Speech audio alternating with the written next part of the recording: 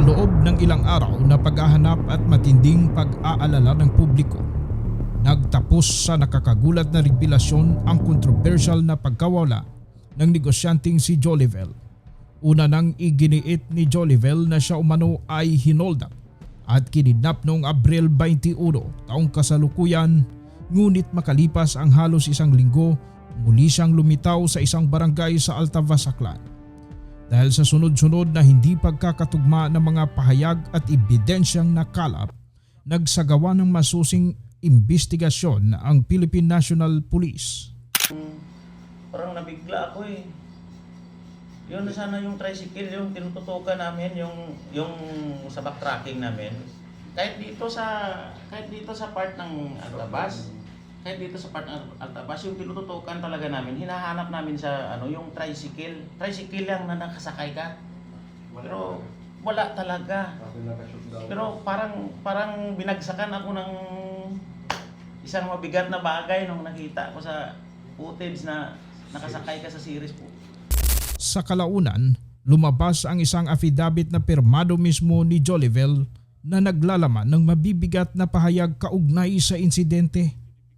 Sa nasabing affidavit, sinabi ni Jollivel na matapos umano ang kanilang masinsinang pag-uusap ng kanyang asawang si Rickson, kanyang napag-alamang may kinalaman umano ito sa staged abduction o planadong pagkawala at sa nawawalang halagang 850,000 pesos. Nakasaad din sa dokumento na hindi na umano interesado si Jollivel na magsampa pa ng kaso laban sa kay Rickson. At saka for your information, sir, ito siya, sir, nag-execute na ito siya, sir, ng affidavit, yung si Jollivel, sir. Para at least may sir, may idea ka, sir. Nag-execute siya ng affidavit na wala siyang interest na mag-file ng case kasi yung tinuturo ng investigation namin sa yung person of interest dito is si Rickson. Oo, yun. Kaya sir, nag-execute siya nung Lunes ng gabi na hindi siya magkakaso kay Rickson. So, isa na yon, sir, sa makapagbibigay ng lead na talagang gawa-gawa lang nila, sir, yung yung ganito, sir. Kahapon, nauwi na naman sa kontrobersiya ang mga komento ni Rickson matapos mahalungkat ang pangako nitong 50,000 pesos na reward sa makakita sa kanyang misis noong kasagsagan ng paghahanap. Ayon sa kanyang komento, hindi naman interesado ang mga nakakita sa reward kundi kami raw mga media. Ibibigay ko po yung picture niya po para makita na po agad. Willing po ako magbibigay ng 50,000. Marami ang mga nagsabi na paldo umano ang pamilyang nakakita kay Jollivel dito sa Linayasan, Altavas, Aklan. Ang komento naman ni Rickson sa Facebook page, pumunta raw siya sa mga taong nakakita at inalok nila ng 50,000. Pero sinasabi ni Rickson na hindi raw interesado ang mga pamilyang ito sa 50,000. Ano nga ba ang totoo? Makakasama natin ngayon si Kuya, no? Ito yung isa sa mga nakakita kay Jollivel dito sa Bangkiruhan, Linayasan, Altavas, Aklan. May mga katanungan kasi nung nakaraan sa social media. Nalaman natin na may panawagan yung asawa na kung sino ang makabigay ng information, makakita dito kay Jollivel ay ipag-alam sa pulis at saka bibigyan nila ng reward na 50,000 pesos. So ay kumakalat ang information na yung daw nakakita ay paldo na bigyan ng 50,000 pesos. Sinagot naman ni Rickson sa social media, nagka-comment siya doon sa Facebook na pinuntahan daw nila yung mga pamilya na ito pero hindi daw sila interesado sa 50,000 na reward. Gaano po katotoo yon, sir? Hindi naman sila nagpunta rito para magbigay ng reward. Dahil ang sabi nila pumunta daw sila dito. Wala po kaming natatanggap na reward dito. At hindi namin hinahabol ang reward kung totoo naman ang sinasabi niya eh. Oo. Dahil kaawa-awa naman siya na kung tatanggapin mo pa yung reward, Mhm. Kung totoo sana yon. kung totoo sana yon. Na kinidnap. Kinidnap Ah, talaga. Hold up. Kinidnap siya. Mhm. Siyempre kawawa naman. Kahit mahirap kami, hindi namin yan tatanggapin. Mhm. Pero ano po ang naging reaksyon ninyo nung nalaman ninyo na yung sa investigation ng pulis ay gawa-gawa lang yung mga kwento na yun? Siyempre, parang parang galit din kami eh. Pinahirapan din niya ang mga pulis sa pag-imbestiga na hindi naman pala totoo. Mhm. Tapos ito ngayon, ito palang sinabi niya sa social media na kayong mga media lang siguro ang interesado sa 50 mil na yan. At pumunta naman kami dyan sa pamilya, ayaw naman nilang tagapin. Pero ngayon nalaman natin na sa inyo mismo na hindi pala sila nakapunta dito para ibigay ang sinasabi nilang reward po. Eh, Mhm. Anong mensahe niyo po sa kay Rickson po? ay hindi naman kami kahit ano, hindi naman kami tatanggap ng reward na yan kung marami naman silang sinasabi na masama sa amin. Mhm. Dahil kahit napakahirap ng buhay namin, hindi naman kami mukhang pira. Tama yun. Yan. Parang lumalabas kasi, kuha nila si inyo na parang interesado kayo, tapos parang bumigay na daw sila. Sana nagsabi na lang Totoo, sila wala. ng katotohanan para hindi na mahirapan ang mga pulis sa pag-imbestiga ng mga ginawa nilang mga drama. Mhm. Yan lang ang masasabi ko sa kanila.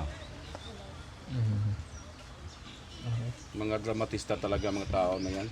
So, palagay nyo, no, kasi investigation ng polis. Kawawa naman yung mga pulis eh. Oo.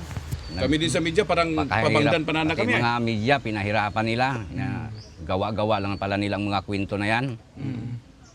Ikaw ba, Chief Ernie, interesado kasi Queen Timer? 50 mil Tayo daw kasi dahil ang interesado. parang ganun ang nangyari.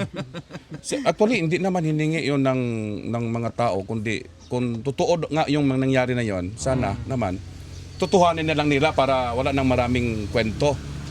Lumalabas hindi, kwentong kwan pala yung drama nila. Wala, sa atin sa media, hindi naman tayo nag-after dyan. Kasi lumalabas parang ganun eh. Kawawa naman yung mga taong medyo... Tagal din ako sa Mindoro eh. Nagtagal ka sa Mindoro po? Doon sa Victoria, Barangay Balawan. Abay, malapit lang sa Bungabong rin yan. Ano? So alam mo rin yung lugar pala nila. Pinamalayan muna, tapos sa Kuro, Bungabong, Kaya hindi pala Rojas, ayon. Nagtagal rin kayo sa Rojas, Mindoro. Maraming aklano doon sa Rojas. Sa Victoria ako nagtagal, sa Victoria. Oriental, Mindoro. Oo. Pero taga-aklang ikaw nong, taga-aklang. Taga-Aklan. Aklanon gid ikaw. Mr. Larito Bilhira. Bilhira ng sitio Bangkiruhan, Liniyasan. Isa sa mga nag-responde nung 29 ng April yan. Ikaw gid anong ikaw yung unang nakakita sa kanya dito? Kaming dalawa. Dalawang Dahil kapitbahay mo. Umiiyak siya dyan eh. Oo. Hindi muna kami lumabas, pinakikinggan lang namin siya dahil Anong iyak pakiulit na? Anong iyak na talaga? Parang talagang hirap na para sa kanya? Konting ideya lang? Taupo, sa klulo po, hinold up po ako, umiiyak siya ng... Hold up talaga ang ginhamba, yung sabi. Okay. May luha, lumabas. Hindi namin makita, medyo madilim. Sino na ang nakumuha ng mga piring na yon? May nakapiring pa siya? Wala na. Hindi na, Yung sa bunganga, wala na. yung sa kamay. Wala na rin lahat. Oh, ba? Talagang napakaganda ng script ng drama nila na yan. Kung pinadikit lang niya ang tip na yun, eh, Yung amoy. Sino medyo lumapit sa kanya? kaming dalawa. May amoy kayo na mangbanghe, mabaho, baka nagtae sa kwan dahil sa isang linggo daw wala eh. Wala Wala, namang, walang kaamoy-amoy. Oh, kita niyo. Mga pamilya Dominguez at Bangkiruhan. Sambilog ra sa mga nakakita. Isa sa mga nakakita nung araw na yun na nakita madaling dito araw. si Julibel na humingi. Nagap singgit nga tabang, hinudap mau. No ano rin imong nabatian kita ko agahon niyo pa kung nagresponde ka o iba ka mo ni nung totoo. Ay, abati anak ko niya ga tinangis, aga singgit pa ngay tabang. Ay, sige, mati anay ako. Ay, ko. Hindi ko kapangayo. budget ang makon dahil. Sa isip ko nga ni, base makon mga na aksidente ba Oo. Mm. ay bumakasakot pertaan. Ay nagsabay man imong galiit. Bukas man. Bukas man, bali nagsabay kami at aron dato ra no nya sinakaan ko tukdanan pa ni kaming daywa ay mga ikaw man na to eh. Oo. Ay simple. Isa ka daywa pa yan. Kasi kung galing to. Oo. Oo. Ay nato nga muna imaw sumunod man dahil ako sa anang likod. Ano ang posisyon galin mo? Ang bakta si Marikara, ang pumungko rin karon sa may street light yan. Mm. Agro nagsinugi yun imaw nga mga yun mga hinold up imaw. Mm. Patawag imat pulis. Ay yaman akong nga ka gadyotit nga ni Maron ay simple. Daya. Call center mo work from home Maron niya sa bagay. Imorto mga pulis. Oo. Mm. Mga nagtawag pulis. Ya ro yun doon niya tinawagat pulis ay mga sobra pa siya mga tunga sa oras bago mga pulis. Eh, naturon na yan nga. Dinagalan ni ito sa munisipyo ron. Okay. So istorya imaw maron. So aware ka mo o kung may pagkaisad ka mo nga tagi na inuusoy pa si Jolie Bell sa anang asawa, maging pagwa si Rickson do asawa living partner nga 50,000. Nakaside ka kara Oo, saya naman doon. Ay, kita naman doon sa ano ay. Facebook. Oo. sa Facebook. Ah, nga may 50,000 yung tao. Tangis-tangis pa nga ni asawa karon niya. Kung sino ro maka kita ay gataoy mo willing mo magtaot 50,000 niya pabuya. So, Mm. hambal hay umagto ko sa daya after nga nakitaan. Nagagtukid man. Wa niya takagto. What nagagto? Nga ginadawat ko na dakinyo ro 50,000 pero bukon ko no kamot interesado. Wa kita kaagto niya sin anino. Ah. Ani nag-agto niya mas magpasagamat yun lang. Wani no. Ay, si. So, Tapos, roy na purilon gidagali gid. Doy malangali andang Batista ta. ubra gali nga modos malangali andang nga pagguwa panandang hinold up gali ay kumbat matuod. Tapos magkaroon paguwa palanda nga gin adtunan nanda kamo. Ang tawan et 50. Oo. Ay. Agbukon mana ka sandet interesado, mga media tamana ro interesado. Wa Alin gidi. nun balamon ni Chief Ernito ag ni Radyo Mandante ro 50,000? Wa gidi at pagpakita nga agto sanda. Daw din pag-andang ginaobra magaron nga daw ginabalik na nakamon. Yeah. Kay Oo. kita on sanday, kita on nanda natlabo kanda kun ano drama nanda. So ibalik nanda kamon, ibalik Oo. nanda katon do senaryo. Which is dapat sanda nakapokus kanda makaron doon. Yo. May panawagan ka po sa kanila, may panawagan po kayo. Ay kun willing matanadang itaw mataro yung 50,000 eh di.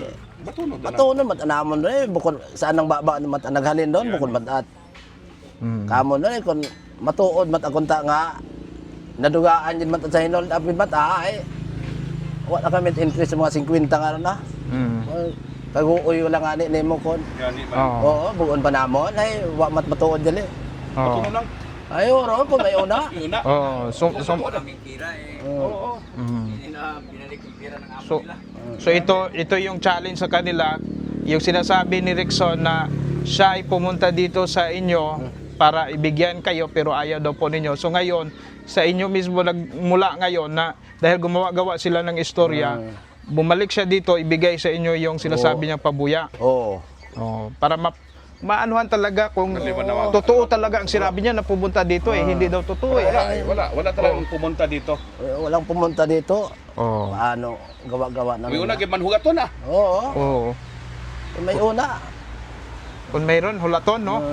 Aron. O, sige, Rickson.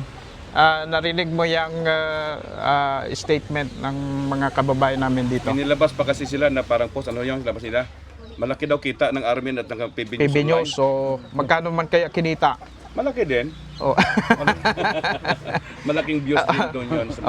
Kasi sila naman ang gumawa ng kwento na ito eh. Ang trabaho namin sa media is tutukan talaga kung ano ang nangyayari. With all honesty, tama man ba to? Na Sobrang talagang milyong views. tumulong talaga tayo sa paghahanap, di ba? Hindi lang sa mag-focus sa reporting kundi talagang Public service guide. Oh. paano matulungan na lalabas ang katotohanan. Oo. Kung totoo bang hold up ba yon or drama lang. Oo, tapos sabi ko nga, it turns out na hindi pala pabor sa inyo ang resulta ng investigation ng PNP Ngayon naawayin nyo kaming mga media na tumulong sa inyo. Yan ang, Para hindi nagkakauli ka yan sa ang Mindoro, sinabi ko eh. ang Istorya nga ra. Oo, Pero actually, yung katotohanan talaga lalabas at lalabas. lalabas eh. Okay? Sige pa. Sige po. Salamat po, sir.